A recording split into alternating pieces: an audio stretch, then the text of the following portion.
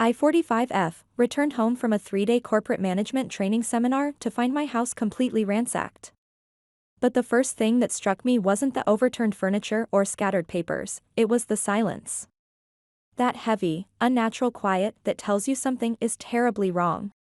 I've spent 20 years building my career in corporate finance, learning to trust my instincts. Today, those instincts were screaming at me. The moment I opened my front door, I knew this wasn't a random break-in. This was personal. My husband Tom, 42M, wasn't answering his phone, straight to voicemail. Someone broke into the house.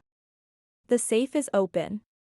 Call me back immediately. I left the message, my voice steadier than I felt. He was probably at his mother's house, as usual. Walking through our violated home, I cataloged the damage. Photo frames face down, drawers pulled out and emptied, couch cushions slashed open. But they hadn't been looking for money or jewelry.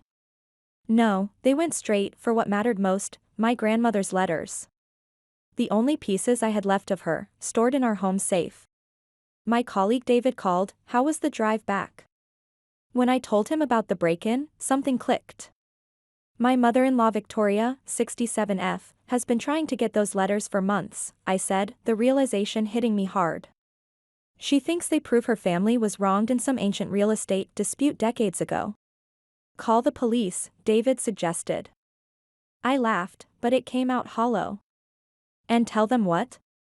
That my mother-in-law used a key my husband probably gave her to steal family documents? That my sister-in-law Claire, 39F, probably helped because she's bitter about her divorce and wants to hurt someone else's marriage? The basement door stood open. I hadn't checked down there yet. I have to go, David. I need to see what else they took. He tried to protest, but I hung up. Each step down the stairs creaked under my feet. The basement light flickered on, revealing more chaos, but something caught my eye, a small piece of paper trapped under a fallen box. I pulled it free, a receipt from the hardware store dated 3 days ago, for a duplicate key. My phone buzzed again. Finally, Tom. Where are you? I demanded before he could speak. At Mom's. Listen, I can explain. Did you give her a key? Silence. Then, she said she just wanted to look for some old family photos while you were away. I didn't think.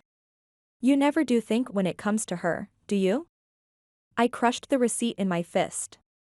Those letters were all I had left of my grandmother, Tom. The only things that were truly mine. We can talk about this when I get home. No. The word came out sharp enough to cut. We'll talk about this in front of everyone. I'm coming over there right now. And Tom. Tell your mother to prepare herself. During my 20-minute drive to Victoria's house, my mind raced through the past 3 years of marriage. The constant intrusions, the subtle manipulations, the way Tom always chose his mother's side. I thought about the Christmas when Victoria went through my phone while I was sleeping, claiming she was just trying to set an alarm. The time she showed up unannounced at my office to check on me, telling my colleagues she was worried about my work-life balance. I remembered the day I married Tom, seeing the hunger in Victoria's eyes when my grandmother's letters were mentioned during the wedding toasts. The way she cornered me in the bathroom later, "You'll never be good enough for this family." One day, Tom will realize that. Now, sitting in my car outside her pristine suburban home, watching the perfectly manicured lawn and designer curtains, I felt something shift inside me. 20 years in corporate finance had taught me how to recognize patterns, how to analyze threats, and how to strategize responses. Victoria thought she knew everything about me, had me all figured out. But she'd forgotten one crucial detail: I'd spent 3 years watching her manipulate everyone around her. I'd learned from the best. I pulled out my phone and called David again. Remember that security system you installed at your lake house? The one with the hidden cameras? Yeah. Why? Because I'm done playing defense. They want to go through my things? Let's make sure we catch them in the act next time. I ended the call and checked my makeup in the rearview mirror. Victoria had taught me well, always look perfect when you're about to start a war. The divorce papers sitting in my briefcase could wait. First, I needed to understand exactly what I was up against. Victoria's pristine living room made my skin crawl. Everything was perfectly arranged, not a cushion out of place, while my house lay in ruins across town. The family photos on her walls told their own story, carefully curated moments from Tom and Claire's childhood. Not a single picture from our wedding day among them. I have no idea what you're talking about. Victoria's voice dripped honey-sweet poison as she poured tea into delicate china cups. Tom gave me permission to look for old family albums while you were away. Nothing more. Claire sat beside her mother, arms crossed, wedding ring conspicuously absent. You're being hysterical, as usual, Claire added, her eyes gleaming with barely concealed satisfaction. I placed the hardware store receipt on the coffee table. Funny how you needed a new key made 3 days ago. Planning ahead? Tom shifted in his seat, eyes darting between his mother and me. Maybe we should all calm down. Oh, we're very calm, I said, watching Victoria's perfectly manicured fingers tighten around her teacup. Just like we were calm last Christmas when you went through my phone while I was sleeping. Or last month when you showed up unannounced at my office to check on me. I worry about my son, Victoria said. Someone needs to look out for his interests. His interests? My laugh felt like broken glass in my throat. Or yours? Mother was right about you from the start, Claire leaned forward. You never understood our family. Always keeping secrets, hiding things in that safe of yours. Those letters belong to my grandmother. Letters that prove your family cheated ours 60 years ago. Victoria's mask cracked for a split second. That property should have been ours.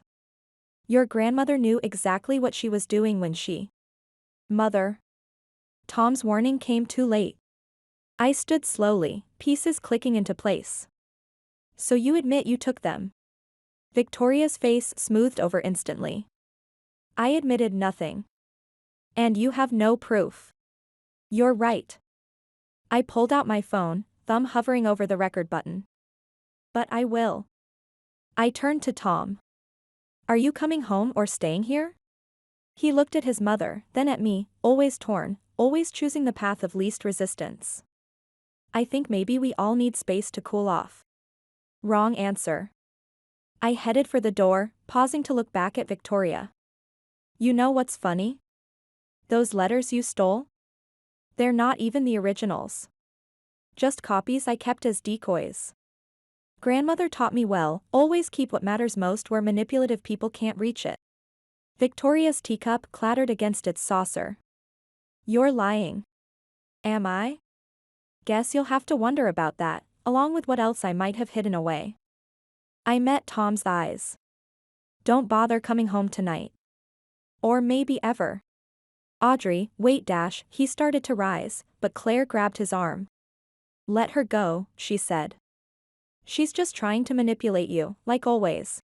I closed the door on Victoria's perfectly ordered world and walked to my car. My hands shook as I gripped the steering wheel, but not from fear. The originals were safe, just as I'd said, locked away in a safety deposit box since the day I married Tom and saw the hunger in Victoria's eyes when my grandmother's letters were mentioned at the wedding. My phone buzzed. David again. How bad was it? They took the bait. Victoria practically confessed. I started the engine but paused before pulling away. I need your help with something else. About that security system we discussed. Yeah.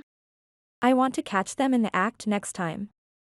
Not just with cameras. I'm thinking about the whole package, motion sensors, night vision, everything feeding directly to my phone. People like that, David warned, they're most dangerous when they're cornered. I know. That's counting on. I watched Victoria's house shrink in my rearview mirror. And David? Thank you for being the one person in my life who actually listens. Always. But be careful, okay? I ended the call, mind already racing with plans. Victoria thought she knew everything about me, had me all figured out. But she'd forgotten one crucial detail. I'd spent 3 years watching her manipulate everyone around her. I'd learned from the best. During my drive home, I thought about the real letters, safely stored away. The ones that didn't just prove an old property dispute, they revealed something far worse. Evidence of Victoria's own financial misconduct, carefully gathered by my grandmother decades ago. The same pattern of behavior that I'd been documenting for the past 3 years. Back in my ransacked house, I pulled out my laptop and opened a folder labeled insurance. Inside were 3 years' worth of recordings, photographs, and documented incidents. Victoria's unauthorized access to my personal information. Her interference with my career. The suspicious transactions I'd traced through her charity foundation. I started typing out an email to my lawyer, attaching key documents. The divorce papers would be filed first thing tomorrow morning. But this wasn't just about ending my marriage anymore. This was about stopping a pattern of abuse that had gone on for too long. My phone lit up with messages from Tom, Victoria, even Claire. I silenced them all. Only David's text got through. Security system is ordered. We can install it this weekend. I looked around my destroyed living room, at the scattered remnants of my life with Tom. 3 years of compromises, of walking on eggshells, of watching my husband choose his mother's manipulations over our marriage. The corporate world had taught me that sometimes you have to lose a battle to win the war. Victoria thought she'd won today, but she had no idea what she'd actually started. Tomorrow, I would begin rebuilding. Not just my home, but my life. And this time, I would build it on my own terms, with walls strong enough to keep toxic people out. For now, though, I had work to do. I opened my home security app and started mapping out camera locations. Victoria had taught me an important lesson over the years: always be prepared for the next move. And my next move? Well, that would be something she'd never see coming. The divorce papers lay on my desk, waiting to be filed. But they were just the beginning. 20 years in corporate finance had taught me how to build an airtight case. Victoria was about to learn that she wasn't the only one who knew how to play the long game. I looked at the last family photo still hanging on my wall, from my wedding day, Victoria's perfectly practiced smile hiding the calculation in her eyes. Tomorrow, that picture would come down. Tomorrow, the real battle would begin. Let Victoria wonder about those letters. Let her worry about what other evidence I might have. After all, she was the one who taught me the most valuable lesson of all: keep your friends close, and your evidence closer. Update 1: the coffee shop across from Victoria's favorite salon has become my observation post. I've been watching for 2 hours when David slides into the seat across from me, pushing a fresh cup toward my hands. The cameras are set up, he says. Motion sensors, night vision, everything feeding directly to your phone. But are you sure about this? I nod toward the salon's window where Victoria and Claire sit getting their weekly manicures. Listen.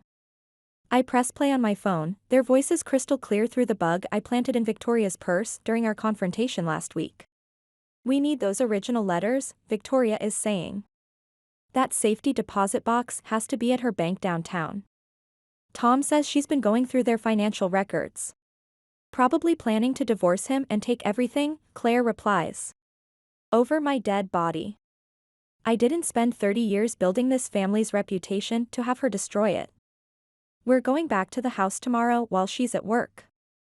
There has to be something we can use against her. I stop the recording. David's face hardens. We should take this to the police. And tell them what? That my mother-in-law is planning to rob me? They'll say it's a family matter. I wrap my hands around the warm cup. Besides, I want more than just stopping them.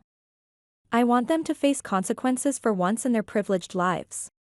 My phone buzzes. Tom calling again, 3rd time today. I decline it. He's been sleeping at their house since our confrontation, probably plotting with them, trying to figure out where the originals are. Maybe he's worried about you, David suggests. Then he should have worried before giving them a key to our house. The coffee turns bitter in my mouth. Before choosing them over me again. A text from Tom: please come home. We need to talk. Home, I mutter. Like that means anything anymore. The salon door chimes. Victoria and Claire emerge, fresh manicures gleaming. They head toward Victoria's Mercedes, but Victoria pauses, looking directly at the coffee shop window. I don't move, can't breathe. Her lips curve into that knowing smile I've grown to hate. She knows I'm watching. Time to go, I say, standing abruptly. They'll be at my house tomorrow at 10 o'clock, according to their usual schedule. That's when we'll catch them. We? David raises an eyebrow. I thought you wanted to handle this yourself. I did. I do. I gather my things, hands shaking slightly. But I can't face them alone anymore. I need someone in my corner. Always. He touches my arm gently. Just promise me something, don't let revenge consume you. I've seen what it does to people. I watch Victoria's car pull away, remembering the day she'd first shown her true colors at our wedding reception, when she'd cornered me in the bathroom. You'll never be good enough for this family, she'd said. One day Tom will realize that. This isn't about revenge, I tell David. It's about justice. And maybe saving Tom from them, even if he doesn't want to be saved. My phone buzzes again, a text from an unknown number. I open it and feel my blood freeze. Found something interesting in your grandmother's old law firm records. Tomorrow noon, Riverside Park. Come alone, or Tom learns everything about the Anderson case. David notices my expression. What's wrong? I close the message, mind racing. The Anderson case, my grandmother's biggest regret, the secret she'd taken to her grave. The real reason Victoria hated our family. Nothing, I lie, forcing a smile. Just work stuff. I should go prepare for tomorrow. But as I walk to my car, Victoria's words from 3 years ago echo in my head. One day Tom will realize that. Maybe she was right. Maybe tomorrow he would. And maybe it was time he did. Back home, I spread the divorce papers on my desk. 20 years in corporate finance had taught me to analyze risks and prepare for contingencies. I open my laptop and start reviewing the files I've gathered on Victoria's charity foundation. Irregular transactions, missing funds, questionable donations, all meticulously documented. The security cameras David installed send alerts to my phone. Every entrance is covered, every room monitored. Let them come tomorrow. Let them search. They won't find what they're looking for, but I'll finally get what I need, proof of their intentions. The Anderson case files sit heavy in my briefcase. Victoria thinks those old records are her trump card, but she doesn't know that I've been 3 steps ahead of her from the start. Tomorrow at Riverside Park, she'll learn that some secrets are better left buried. I start making copies of everything, the charity foundation records, the security footage, the recordings. One set for my lawyer, one for the police, and one for Tom. Because despite everything, he deserves to know the truth about his mother. The clock strikes midnight. In 10 hours, Victoria and Claire will break into my house again. In 12 hours, I'll meet the mysterious messenger at Riverside Park. And somewhere in between, my marriage will finally end. But that's okay. Sometimes you have to burn everything down to build something better from the ashes. My phone buzzes one last time. David, everything's set. Be careful tomorrow. I smile at the message. Victoria taught me well, always look perfect when you're about to start a war. Tomorrow, we'll see who learned their lessons better. Because while Victoria was busy teaching me about family loyalty, I was learning something far more valuable, how to recognize a toxic pattern and break free from it. Let tomorrow come. I'm ready. Update 2, Riverside Park looked different at noon, colder somehow. I sat on a bench clutching a manila envelope, ammunition for whatever game Victoria was playing. The Anderson case files that my grandmother had sealed away decades ago, now a weapon in my hands. A shadow fell across my lap. Not Victoria, Tom. Mother told me everything, he said, sitting beside me, leaving careful space between us. About the Anderson case? About what your grandmother did to our family? The envelope felt heavier. Did she tell you how your grandfather tried to blackmail mine? How he threatened to destroy their law firm unless they gave him that property? That's not dash he stopped, rubbing his face. She said you'd try to twist things, like you twisted me. I turned to face him. When did you give her the safe combination? His silence was answer enough. The day after our wedding, I continued, when she convinced you I was hiding something. That's why you've been checking our bank statements, right? Looking for evidence I'm stealing from you? I was protecting our family. Our family? The laugh that escaped me didn't sound like my voice. There is no our family. There's only ever been yours. My phone buzzed, David texting about the cameras he'd installed. Everything was ready for when Victoria made her move, but suddenly it all felt hollow. She's using you, I said softly. She always has. And you let her because it's easier than standing up to her. You don't understand. I understand perfectly. I stood, dropping the envelope in his lap. Here, the precious Anderson case files. Proof that your grandfather was the one who committed fraud, not mine. Proof that your mother's been lying all these years. He stared at the envelope. How did you get them? From my grandmother's old partner. Turns out he's been waiting years for someone to finally expose the truth. I stepped back. But you know what? Keep them. Burn them. Give them to Victoria. I don't care anymore. Audrey, wait. I filed for divorce yesterday. The papers should arrive today. The words hung between us like shattered glass. Tom's face went pale. You what? Check your email. They're waiting for you. My hands were steady now. I'm done being the villain in Victoria's story. Done watching you choose them over me. Done pretending we have a marriage worth saving. He stood, reaching for me. We can fix this. I'll talk to Mother. That's exactly the problem. I moved away from his touch. Your first instinct is still to run to her. It always will be. My phone buzzed. Victoria, where are you? We had a deal. I typed back, deals changed. Ask Tom about the files.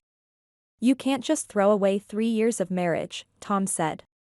You already did that when you gave them the key to our house. I started walking away, then paused.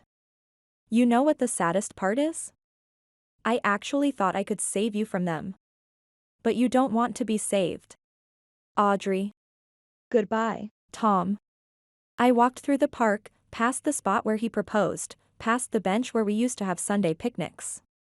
My phone kept buzzing, Victoria, Tom, even Claire. I silenced them all. Only David's message got through, cameras are live. You still want to go through with the next phase? I stopped at the park exit, looking back one last time. Tom stood where I'd left him, envelope clutched in his hands, looking lost. For a moment, my resolve wavered.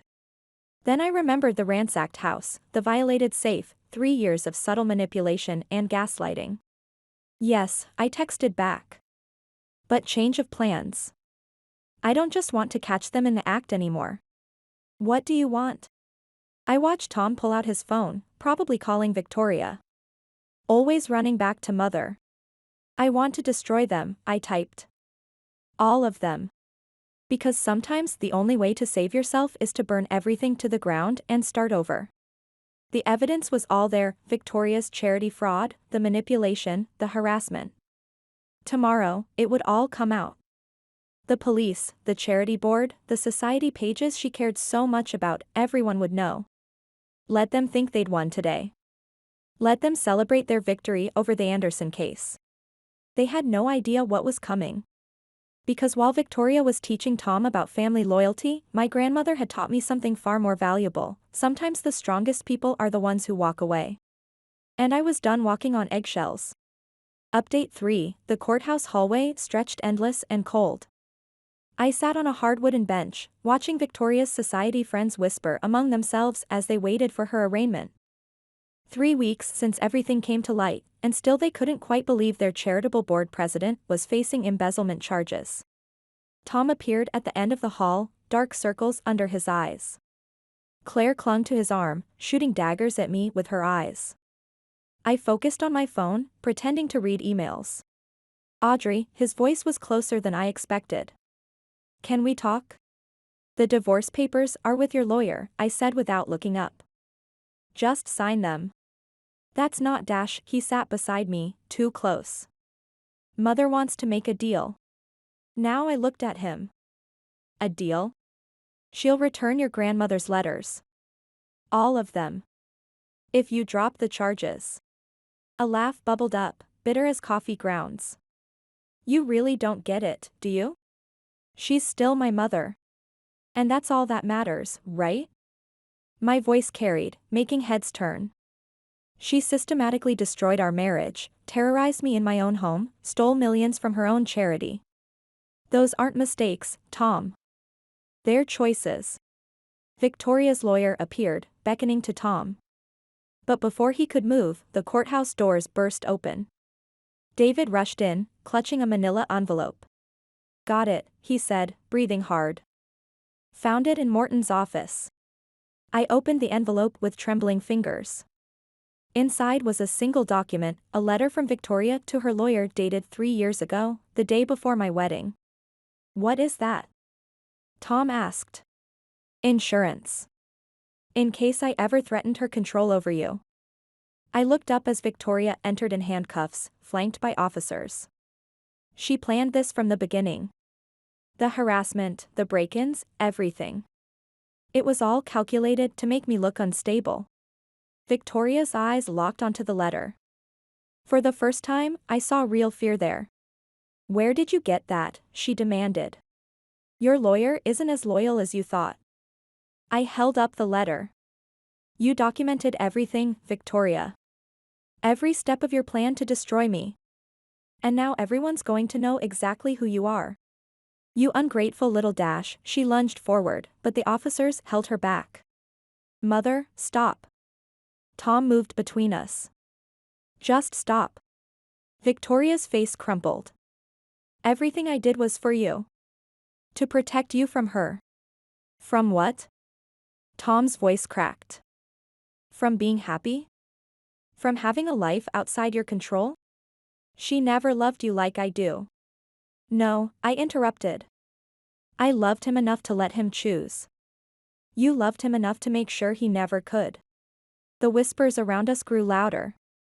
Victoria's friends watched in horror as their perfect society matron shattered before their eyes. Claire backed away from her mother, finally seeing the truth she'd helped enable. The arraignment's starting, David said softly. I handed the letter to the district attorney, then turned to Tom one last time. I did love you, I said. But love shouldn't hurt like this. Audrey, please. Goodbye, Tom. I walked away as Victoria was led into the courtroom, her carefully constructed world collapsing behind me. 3 months later, I stood in my new apartment, adding final touches to a painting. Victoria was serving 5 years for embezzlement. Tom was in therapy, learning to stand on his own. And me? I was finally free. My phone buzzed, David, inviting me to dinner. Not a date, not yet. But maybe someday. For now, friendship was enough. For now, I had my freedom, my truth, my art. The city lights flickered, casting shadows that danced across my canvas. In my old life, I would have seen threats in those shadows. Now I saw possibilities. I picked up another brush. The night was young, the canvas was waiting, and for the first time in years, I felt truly, completely free. Not because I'd won. Not because Victoria lost. But because I'd finally learned the difference between revenge and liberation. And in that difference, I found myself.